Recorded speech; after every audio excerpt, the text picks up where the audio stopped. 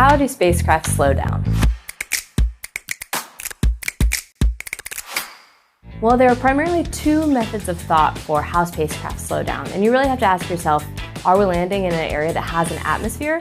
If not, you definitely want to go with retropropulsion, where you use retro thrusters pointed down at the surface of the planet to slow yourself down as you're coming in.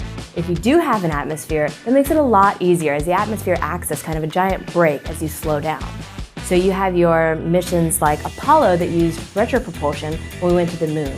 When you're able to use the atmosphere, you have your heat shield on the blunt end of your spacecraft coming into the atmosphere, and then the parachutes will come out and slow you down the rest of the way to provide that safe landing. Here at NASA, we're constantly developing new technologies to help with that entry, descent, and landing, or EDL. Some of the trick in entering atmosphere is when you do have it, but it's really thin. One of the technologies NASA is developing to handle those is called HIAD, Hypersonic Inflatable Aerodynamic Decelerator.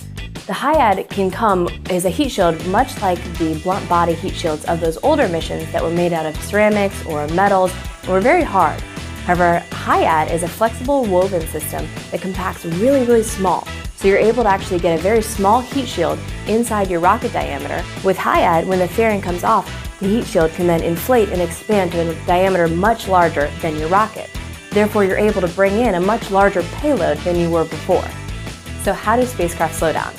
You have retropropulsion, you've got your rigid aeroshells and parachutes, and coming soon, we've got these inflatable heat shields.